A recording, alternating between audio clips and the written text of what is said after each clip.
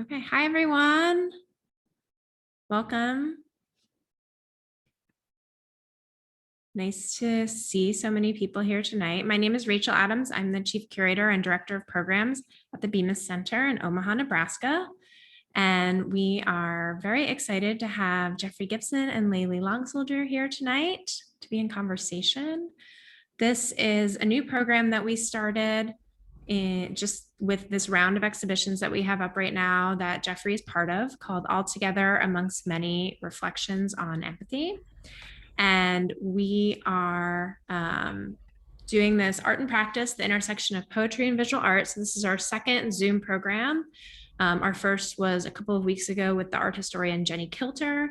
And then next week on Monday, the 30th, we'll have a conversation between Joshua Bennett, who's a poet that's also in the exhibition, and Cameron Shaw, who's the director of the California African American Museum.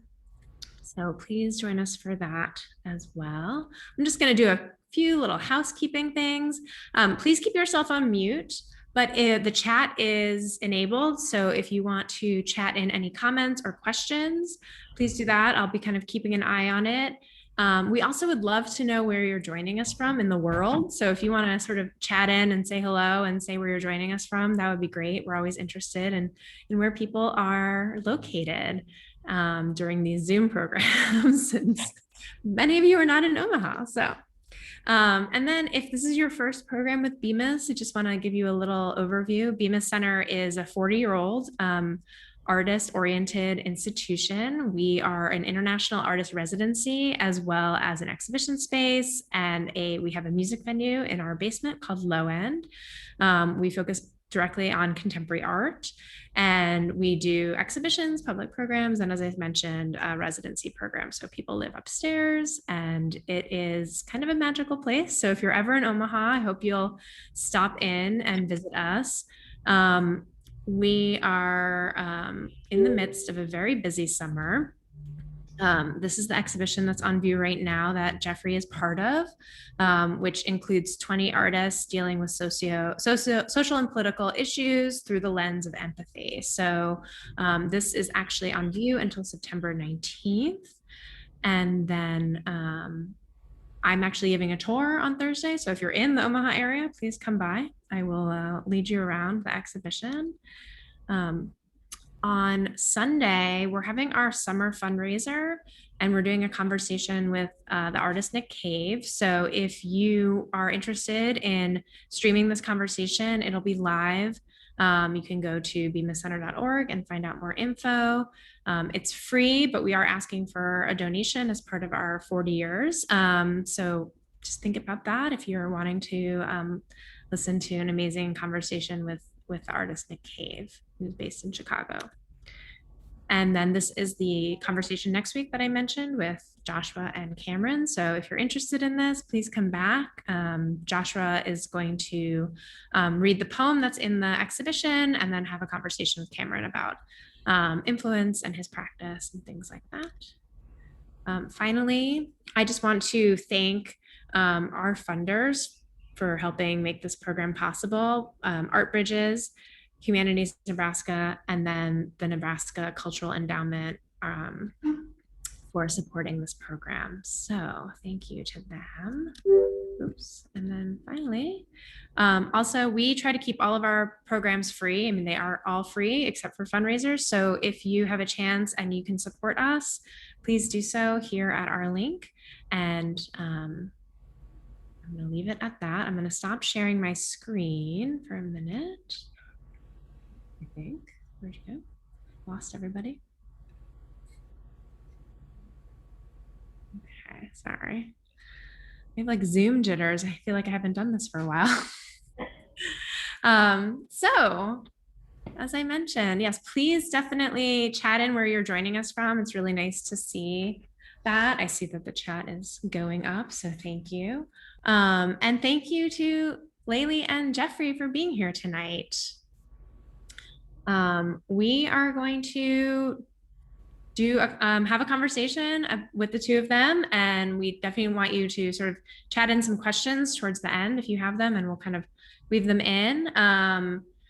just so everybody is aware, I'm going to do a little bio reading and then I'm going to hand it off to you, Layli. So Jeffrey Gibson is an interdisciplinary artist based in Hudson, New York, and his artworks make reference to various aesthetic and material histories rooted in Indigenous cultures of the Americas and in modern and contemporary subcultures.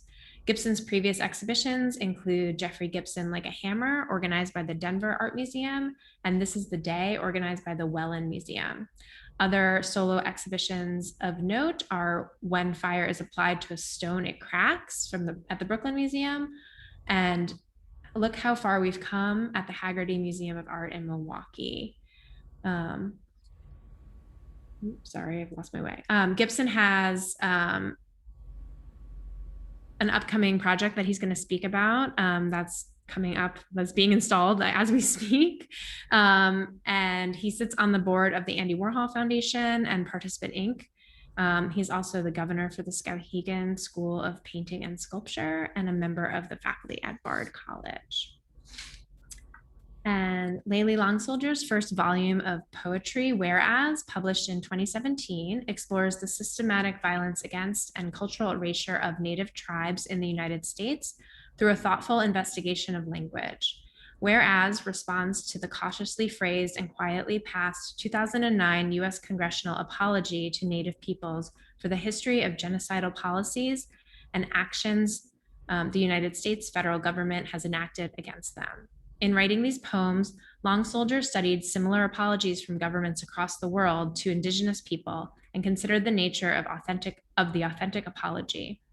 Layli Longsoldier's poems have appeared in Poetry Magazine, The New York Times, The American Poet, The American Reader, The Kenyan Review Online, Bomb, and elsewhere.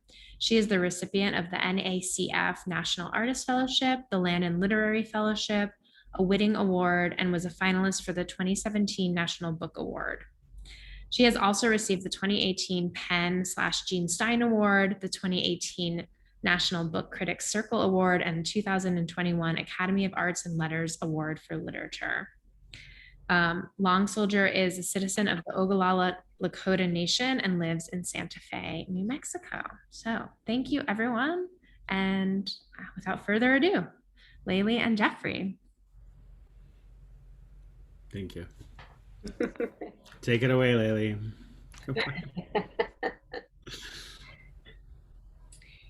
Well, first of all, thank you for having me here. And it really is an honor to meet you and to be here with you, Jeffrey, and to be able to have a conversation about the intersections of visual work and poetry or language. I think even the word poetry is very open. It's a very fluid, what can be considered a poem, I think is, I think in many ways I'm always sort of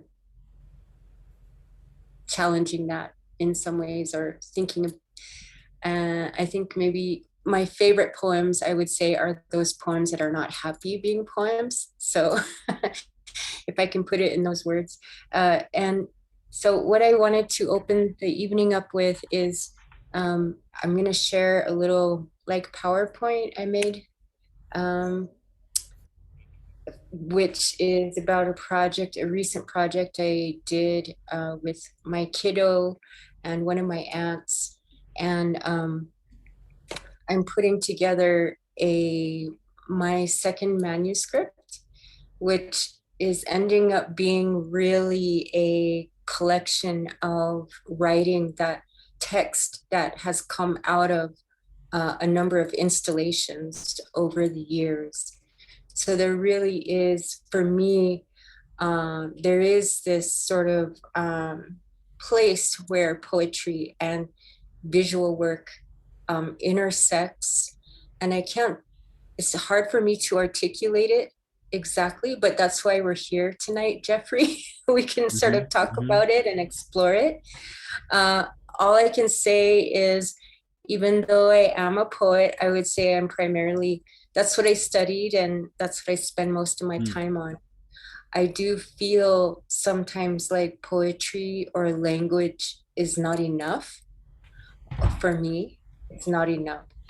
On an individual level, I have the urge to move my hands. I have the urge to make something.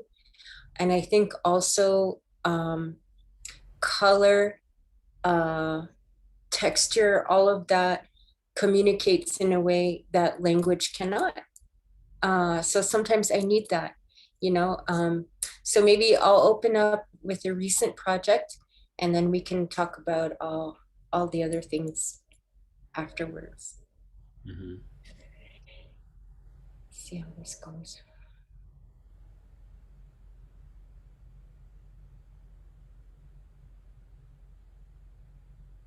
Can you guys see that? Mm-hmm. Yeah. Okay, I'm gonna do slideshow. Let's see if I can do this. Here we go. That better? Better. Yeah. Yeah. That's good. And by the way, I cannot, when I'm doing when I'm sharing screen, I can't see the chat bar. So if you need to get my attention, just say something out loud. Okay.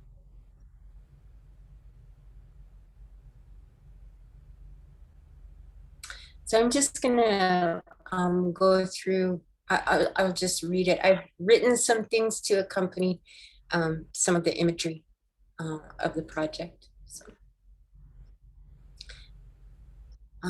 when we first heard about the discovery of 215 children's remains found at Kamloops Indian Residential School in Canada, you know, my child and I were rocked. Our faces dulled and flattened into paper maps, the X's of schools and little ancestors. It felt strange as a mother to look toward the passenger seat of our car and encounter a 500-year sadness along my child's sweet mouth. All of us, our relatives, native friends, and colleagues, were shaken and rocked, shaken and rocked. We rode a seismic tremor through the land. Did you feel it? 3 of my relatives could not speak about the subject, as in, they told me they could not speak, and their eyes watered with our words instead. To this, I am witness. I am supposed to be a person with command of language, yet I refuse to command at moments like this, as this is a hanging crystal, each edge a sharper feeling. Sadness and outrage glint at twirling points, grief at another. And do you know that crystals are formed by slow, pressured, magmatic metamorphosis? I want to remind my relatives that the crystal's metamorphic essence is thus its greatest, but I cannot say it. The word commands me to respect its privacy, guard its strength.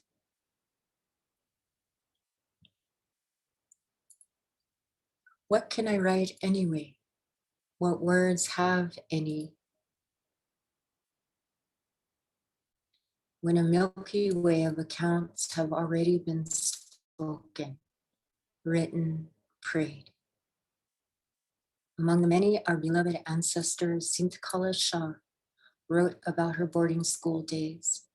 And when I read it, I read a story we already know, anaphoric and muted, crystal of the earth's bedrock.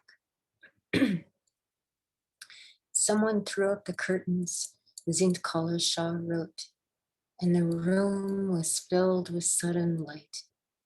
What caused them to stoop and look under the bed, I do not know. I remember being dragged out, though I resisted by kicking and scratching wildly. In spite of myself, I was carried downstairs and tied fast in a chair. I cried aloud, shaking my head all the while until I felt the cold blades of the scissors against my neck and heard them gnaw off one of my thick braids. Then I lost my spirit.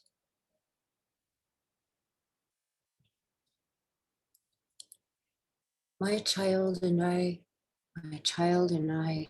together, all that of our feelings. What could we do but make? We began to move our hands. Why? I do not know. We began to braid. Why? It is a mystery. We had to. So now I'm going to share some images.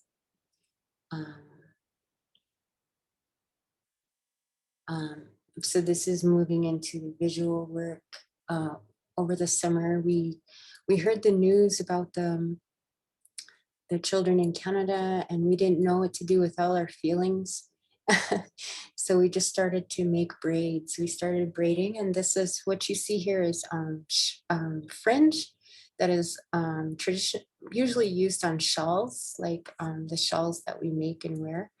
But I have a bunch of spools of that fringe, and we started to make little braids in sort of in memory or in honor of our little ancestors.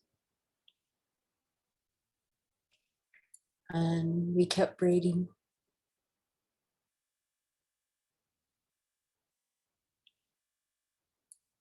$215.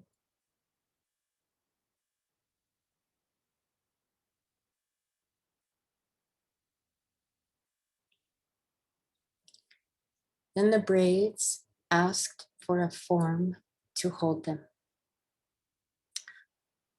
And so what you see here is actually a roll of window screen, silver or like aluminum window screen that you get from Home Depot.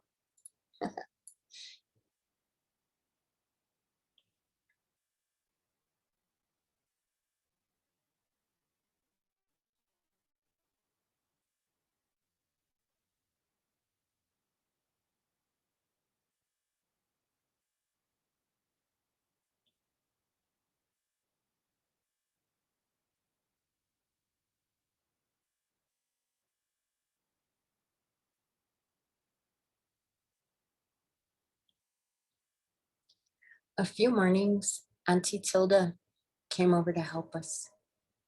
Us 3 generations.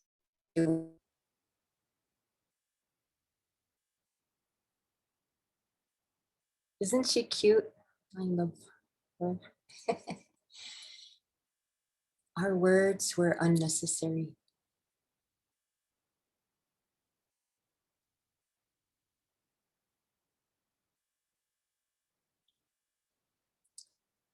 It was more important to be together on the land in our.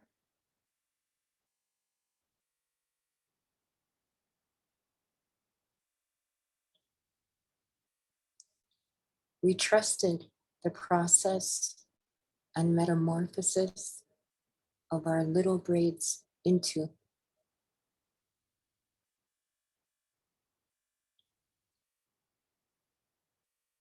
Do you see it?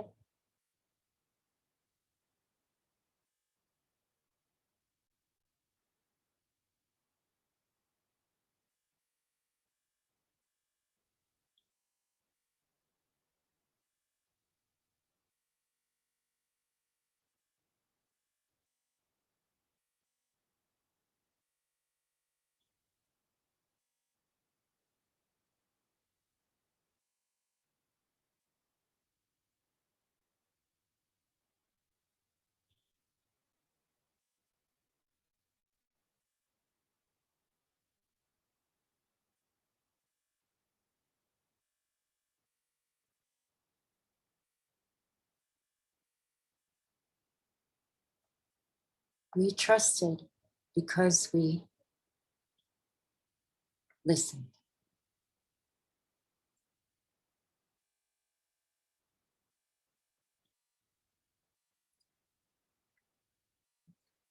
And that's it.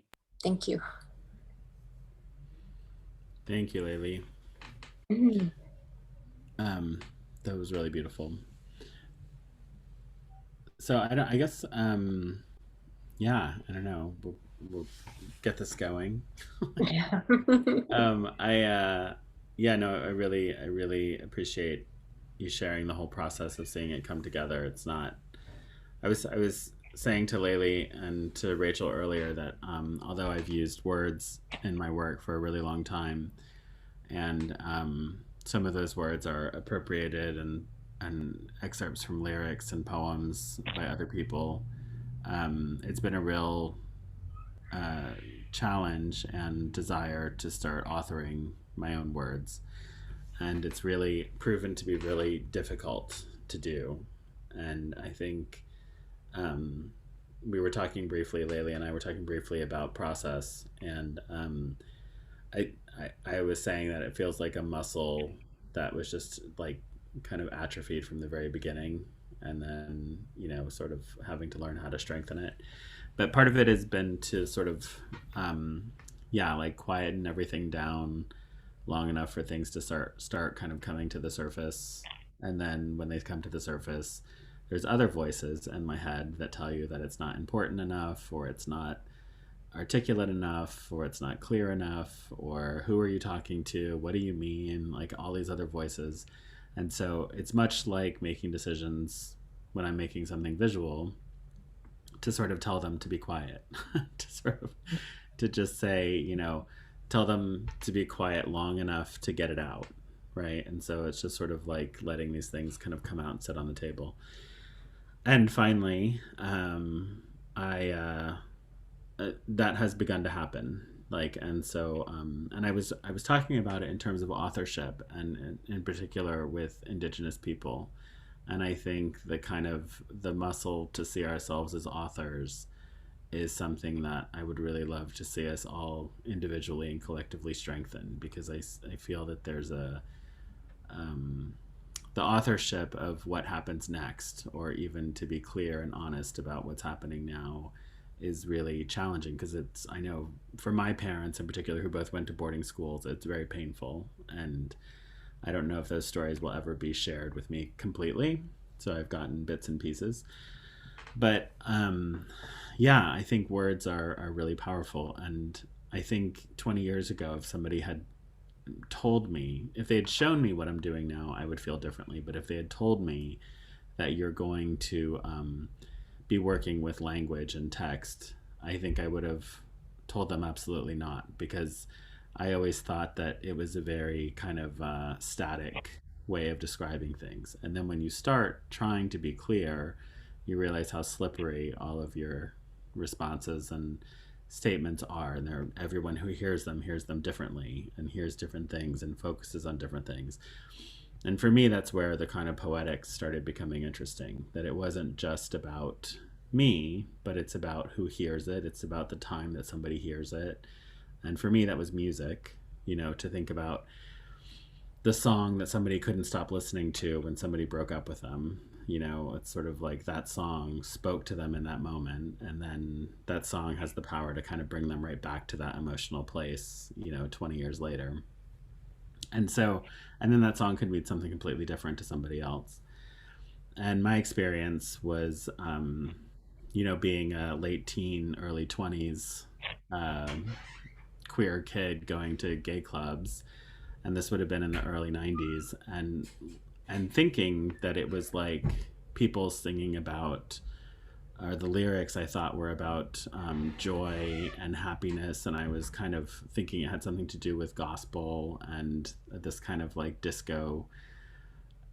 But in actuality, a lot of the lyrics were about those things, but they were also coming out of the LGBTQ community, who had just lost their communities to AIDS. And so those songs were very much about bringing people together and kind of supporting each other through insanely difficult time.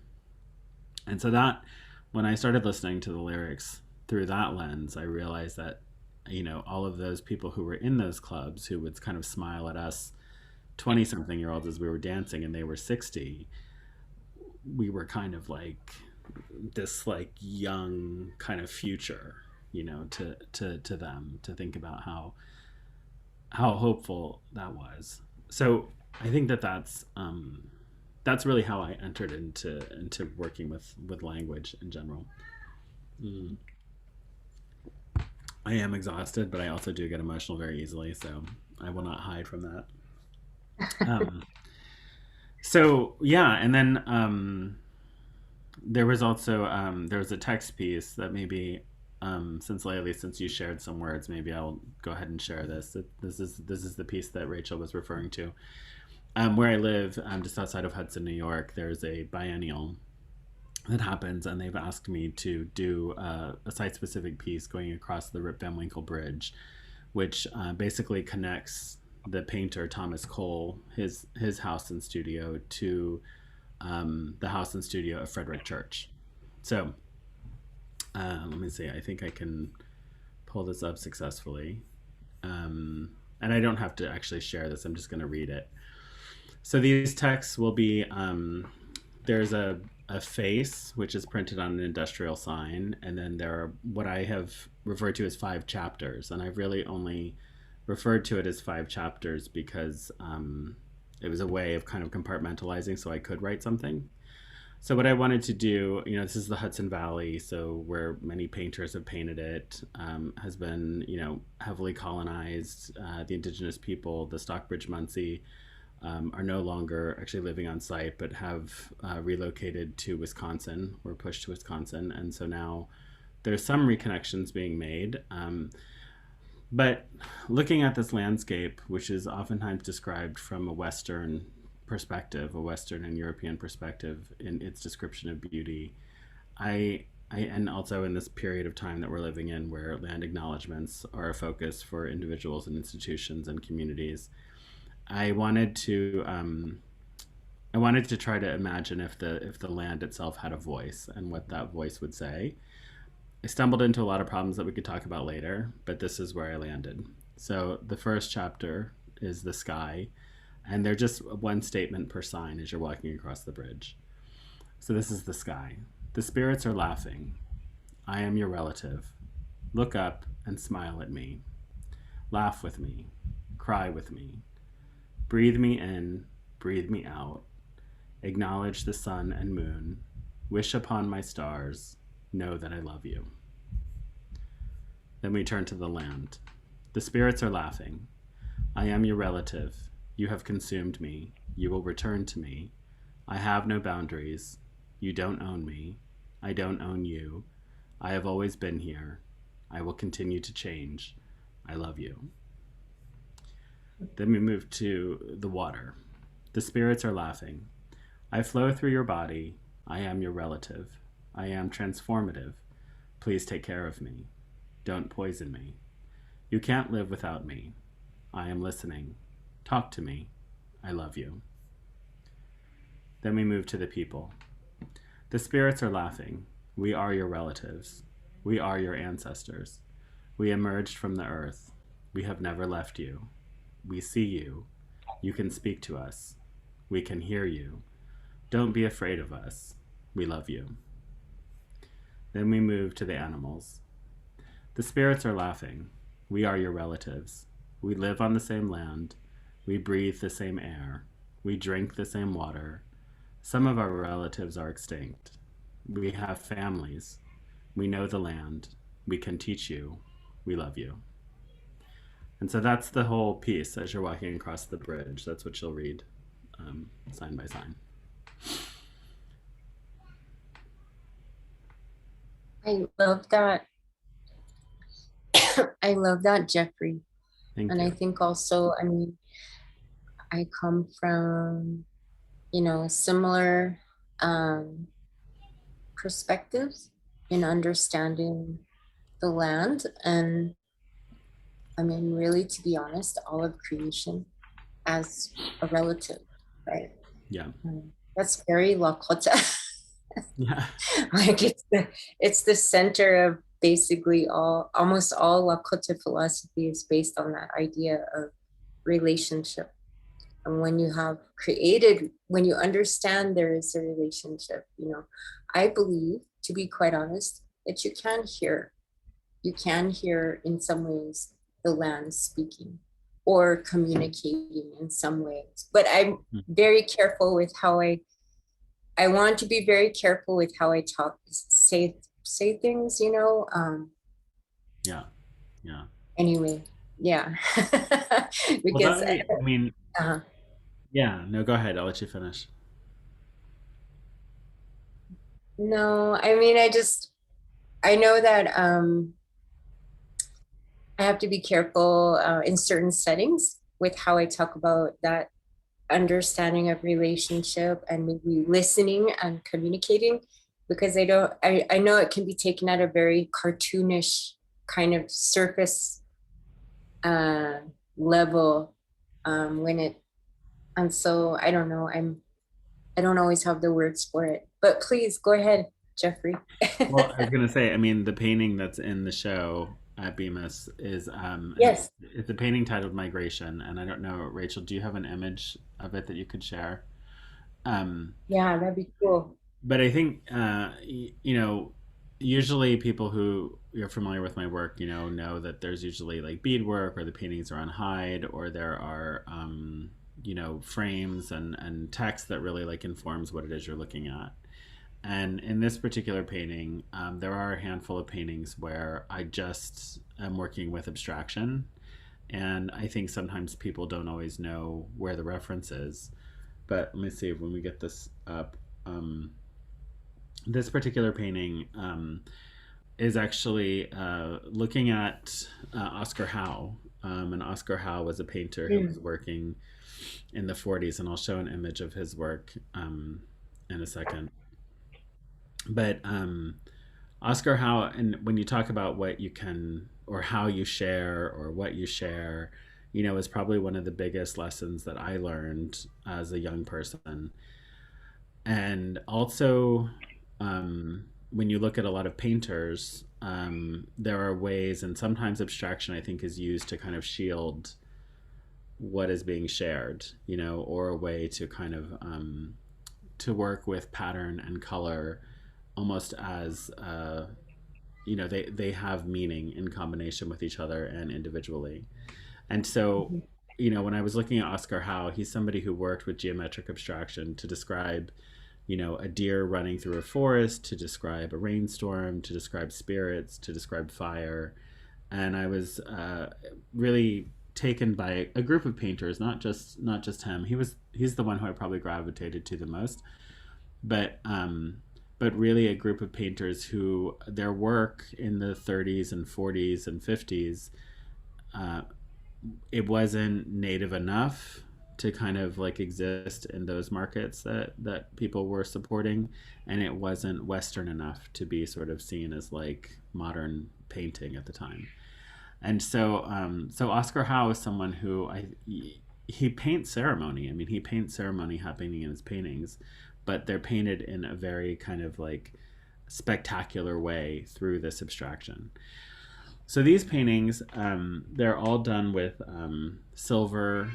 The first layer of paint is silver, and then everything happens through a kind of symmetrical and a mirroring that happens with shape.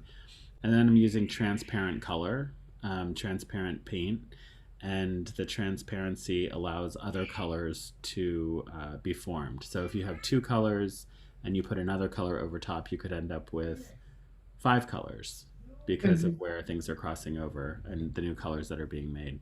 So I really loved this kind of multiplicity that's happening from almost, it's like you actually, if this makes sense, you get more than 100% back from what you're putting into the painting, if that makes sense, because Yeah, that does make sense. how many layers I can put in there, and using glazing, it kind of like doubles and triples like immediately. And that's the kind of joy of like seeing this kind of abundance happening.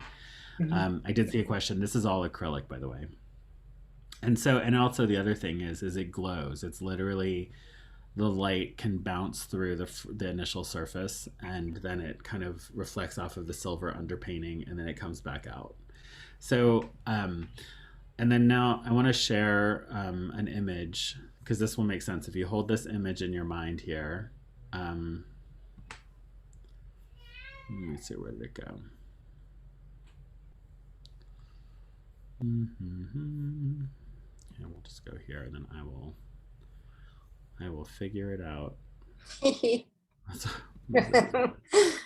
I'm pretty sure this is where we're at. I know I'm not showing you what I want to be showing you right now.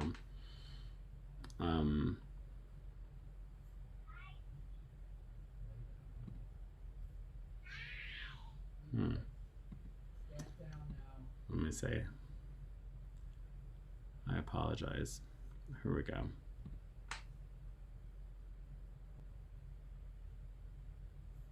So this will give you a good example. This is an Oscar Howe painting. And Oscar Howe is getting ready to have a major retrospective that'll open at the Portland Institute of Contemporary Art. And I'll be doing a large installation. But you can see when you look at this, you know, this is a dancer, and the movement is captured through these kind of almost like, you know, it's like a fractured image that incorporates time and movement. And so he really kind of inspired me, also because there's something graphic about what he does that I think is really, I don't know, it's a shame he really didn't have the what the recognition that I suppose that he should have.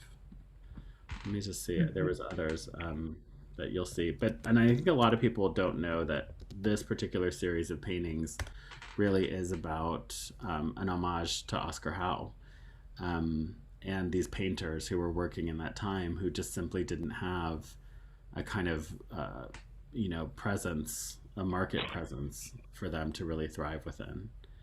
There's another one on savvycollector.com, but maybe I apologize that this is how I'm having to show you Oscar Howe's work. But you get the sense of what I'm talking about, I think, with the shapes and the color and the movement. So I'll go back to my painting. I don't know if it's possible to bring it back up, Rachel. But in this painting, you know, I wasn't really, as I'm putting the shapes together, I'm really kind of drawn to aesthetics and color and design and balance. And when I was looking at it, you know, a lot of things also that are referred to as pattern and the decorative in Native American art are oftentimes they're shapes and colors that tell stories and narratives and hold family narratives as well. So that's something that I've been working, you know, I don't want to copy anyone's design. That's something that we wouldn't do, or I wouldn't do. But it is really learning from and then trying to reflect my own experience in my own patterns and colors and designs that I make. And when I was looking at this, I thought about these birds, these bird forms that are coming across the two kind of triangular, almost look like paper planes or something, coming across the top, the two coming across the bottom. And just thinking about them in a kind of sunlight form, and the idea of birds migrating, it was relatively simple. But at the time, there was also lots of, you know, political issues going on with migration, and I think with Native people, we have our own diasporic history, which I think is very specific to us, and still has yet to be really articulated what that means, you know. But so migration to me is sort of, you know, it's one of those words which has many, many meanings to many, many different kinds of people. But in this case, this is what came to me, was just these birds flying.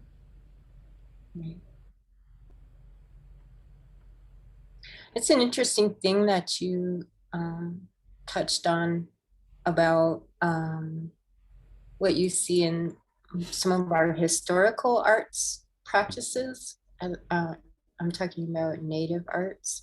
Yeah. The idea of pattern and symbol.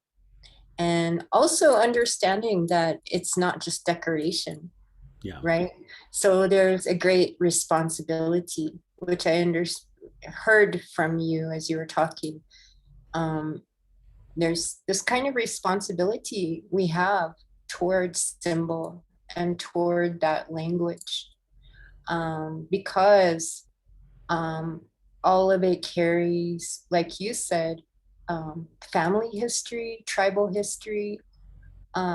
So we have to be knowledgeable, first of all, knowledgeable about meaning. And usually that lends itself to big, huge windows of philosophy, right? And under, like, let's say, for example, I did a project over the summer as well, working with 3 other Lakota artists.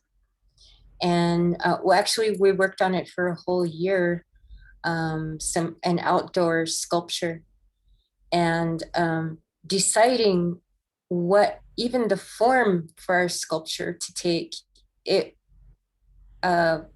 we chose the sort of, what is it called, like vortex, some, like 2 triangles, which has in our culture like a huge, like it's a whole, as I said, like philosophy.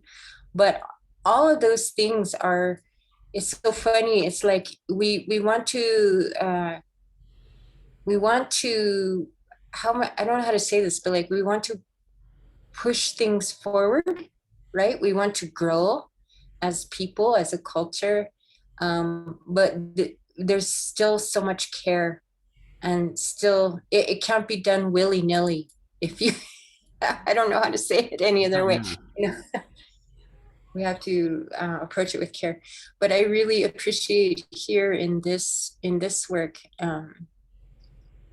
what you point out in the top and the bottom of the bird. Yeah, it's beautiful. Yeah, no, I think the responsibility is interesting because I right now, like as an artist, and I'm getting ready to turn. How will I turn? I'll turn 50 this year, or no, next year. I'll turn 50. But which age is all relative and everything, but it's just sort of a marker.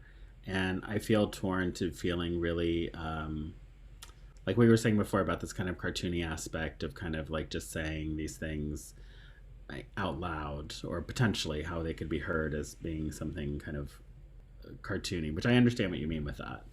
And I almost feel like more torn to feel more committed to like the elements, and to sort of like the phrase "the spirits are laughing," which you heard me repeat a few times, is the title of the project.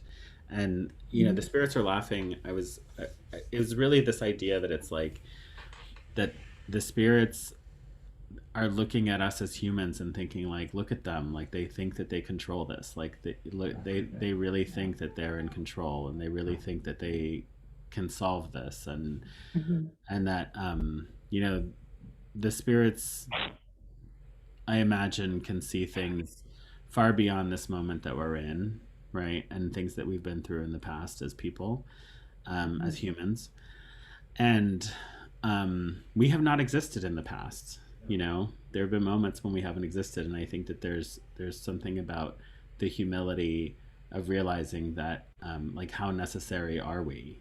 We may not be as necessary as we think we are, and I've come to a place where I don't think that that's really, there's no malice in that.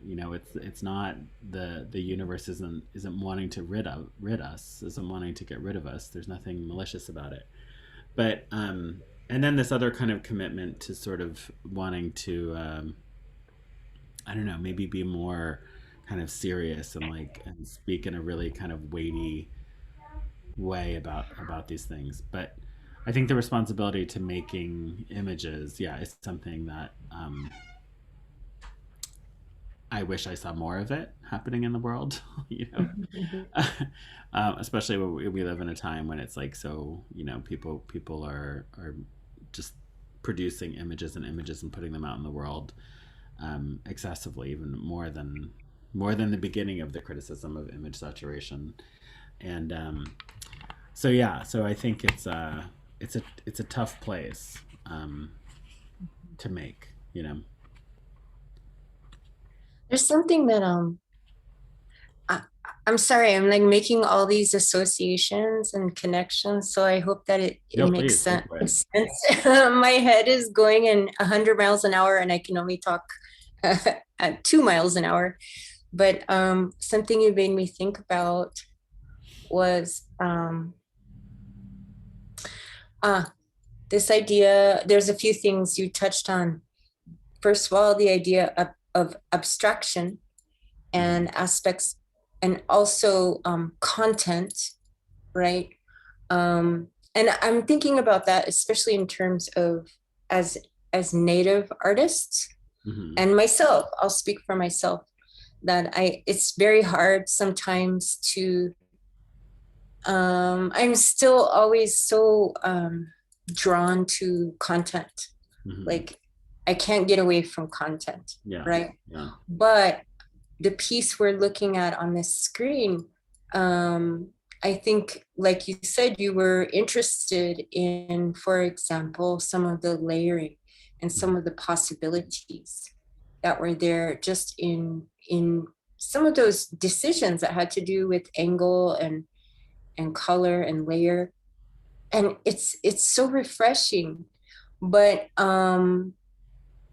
yeah, I was thinking about how, gosh, maybe as a community too, in the Native arts, giving ourselves, creating those spaces, creating those conversations, and giving each other permission to do that as well.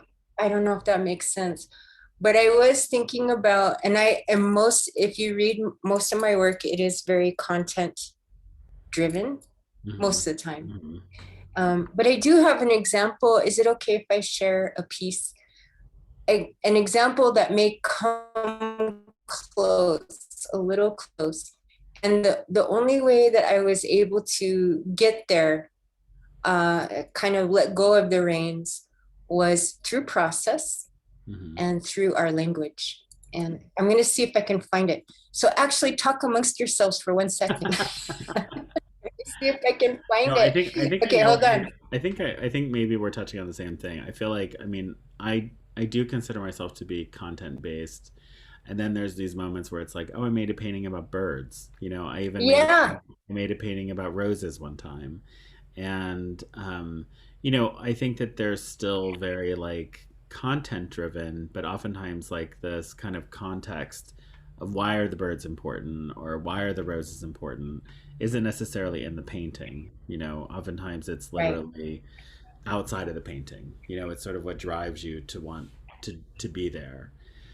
But yeah, I think content, I mean, I kind of feel like it's just, I feel like it's everyone's responsibility to some degree, because if you see something, you've got to say something. You know, you should like, you have to speak up if you see something, that's, I suppose not everybody agrees with that, but that's, in my opinion, the right thing to do. Like, and sometimes it's really hard. You know, I have friends who are really like hardcore frontline activists, and that's not what I'm doing. You know, but I pay attention to them and I listen to them, and oftentimes I come away from those conversations thinking, wow, they're right. You know, I don't have an answer that is other than what they're saying. They are right. And I sit sometimes and try to think about what the difference is between what's urging them in the way that they're making action and what's urging me in the way that I'm choosing to kind of take that situation and make something from it, you know. But I guess ultimately I like to see us all as like we're all on this like same spectrum together. And I do honestly believe that I'm doing what I'm supposed to be doing, you know. Intended. Yeah. Yes. And sometimes that is painting birds, and sometimes that is painting roses. Okay. Yeah. I found the piece. Shall I share it? Yeah. Okay. And as I said, this is the closest I got to sort of letting go of the reins a little. So here we go. Let's see if this works. Can you guys see that? Mm-hmm. Okay. So this is super cute. This is actually my Aunt Tilda again. And these are all my nieces. And this is my kiddo, Chance. This is my granddaughter, Sissy. And then these are my nieces and my auntie. So what I'm sharing is from a Lakota language and poetry class that me and my aunt sort of made together. And this was the one time, the one window through which I could enter and make a piece where I was not so holding so tightly to a particular, as I said, content or a need to, a story or what have you. So what she did, she held Lakota language class first, and then I followed up with a poetry class to help our students after they sentences in Lakota language. And we put all of those things together. And at the end of the class, the goal was for every student to be able to leave with a poem 100% in our language, which to some people it may not sound that, for us, it's a big deal because a lot of language learners think they have to be fluent before they could ever write their language. So the goal was to say, no, you don't have to do that. And it's this idea of constraints, right? Mm-hmm. Which I told the students, all artists have constraints. Even if you're a painter, if you have 20, 30 bucks and you go to the paint store, the art store, you can't buy everything in there. But if you have 3 or 4 tubes of paint and you know how to layer them, as we talked about earlier, and mix them, you can come up with a myriad of colors, right? You can still make something beautiful. So that was the idea of this. So what Auntie taught us was 4 statements. All of them these were the constraints: present tense and first person I. She taught us how to say I have, and then to add a body part, like to fill in the blank with a body part. I do not have. You fill in the blank with daily objects. I want and I carry. And then on the second half, I taught the students how to do conjunctions, and, or, and but, so that you could combine those statements. So I'm going to share what I wrote quickly. And for any friends here who are Lakota speakers, please forgive me. My pronunciation is so ridiculous, but I try. And my family tries to get me to get better at it. And I will one day, hopefully. But anyway, sorry, I'll do my best. So this is what I ended up with our class together. Wakwala wachi iyawa aloaksohe. Wakhan wachi mugnushka aloaksohe. Wawapiska na milabhe bluchashni eyash napsake shapshapa bluha. Wo ahitike wachi eyash ishta wash ake bluhashni. Which oye bluhashni chunkshilo wahinkpe bluha. Wana lehano wakpa aloak sohe eyash meniyatke bluha shni.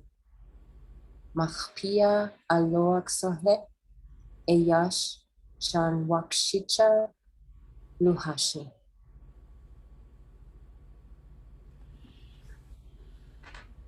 So this is what it says.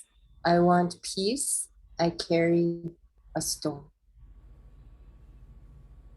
I want the unknown. I carry a grasshopper. I do not have white paper or a sharp knife, but I have dirty fingernails. I want courage. but I have a weak eye. I do not have the vocabulary. I have a toy arrow. Now I carry a river, but I do not have a cup. I carry the sky, but I do not have a bowl. Oh my God, look at me. It's not the best in the world, but I couldn't believe it. Great. I think that's beautiful. That's really lovely. Isn't that something? Yeah. Yeah. Yeah. And it was done through constraints, and it Yeah. was done through process, right? So to take the mind away, holding so tightly to the content, but to focus on process, it Yeah. just opened up so much. Yeah. Yeah. I don't know if I would say that that was without content. Well, Yeah. That was pretty deep. that's the closest I could get, though. That's pretty deep. That's pretty deep. Yeah. No, but I know. I mean, I think this is one thing. I mean, I know we're coming to the end of our time, but you know, I keep pondering sort of what, just thinking about visual art, but not just visual art, all arts and creative thinking, but like what concept is for Indigenous people. And I think that I would love for somebody to write about the concept of beauty, because I think that it's like, it's not, I feel like with Indigenous people, it's not just sort of like, something isn't just beautiful. Like it's not just sort of kind of stoically to be looked at beautiful. It doesn't just receive a gaze. But there's something about beauty that I when I look at the way that we have made things historically, it's like invoking a power. You know, it's not just, yeah, it's a different way of making and using and, you know, describing something as beautiful. But yeah, no, I think that was pretty wild. Yeah, I think you could, man, that's a whole, that would probably be a whole class, right? Yeah, yeah, Understanding beauty through the lens of some of our cultures. yeah. Mhm, mhm. Well, Jeffrey, when you want to teach that class, let us know and maybe. We'll see. Maybe that's what'll rise to the surface after this conversation. Maybe, maybe. I just want to say I've really enjoyed listening to both of you and thinking about your work and yeah, just the sort of like back and forth of the conversation. I wrote down like a lot of like little notes and I'm like, ooh, what am I going to take away from this? But yeah, it's been really inspiring. And especially to like kind of look at your painting. Obviously, I can look at your painting outside the store right now if I wanted to, but to share that with, you know, with the Zoom crowd and sort of how you made it too. And I think specifically like thinking about all the layers, I think that's really, you know, it's sort of something that I think when we do this poetry workshop with some of our local teens will be, you know, think about the layers of who you are. And I feel like that really kind of comes across in your painting a lot and in your work too, Layli. Sort of there's all these different like layers of language that I think are sort of embedded within some of the words and the way that you phrase things. So just wanted to say that. And thank you both so much for being here tonight, for being virtually with me. It's been really fun and for sharing your work with us. And thanks to the audience for being here and all of your comments. And yeah, I think that's Thank it. you, Layli. Thank you. I should say thank you. Yeah. I look forward to meeting you in person, hopefully later this year. Yes, same here. And I do mean it. I really would love to hear more your thoughts on beauty or in some way, you know, to maybe share something about that sometime. Layli, I'm happy to continue this conversation offline. Yeah. Okay. No. Okay. So No, for now, I'm just kidding. No, but we'll see each other, and I'm really excited to continue talking. It was really wonderful meeting you. Yeah. It's nice to meet you too. Thank you. Bye, everyone. Have a good night. Thank you. Thanks, Rachel. Thanks, Bemis.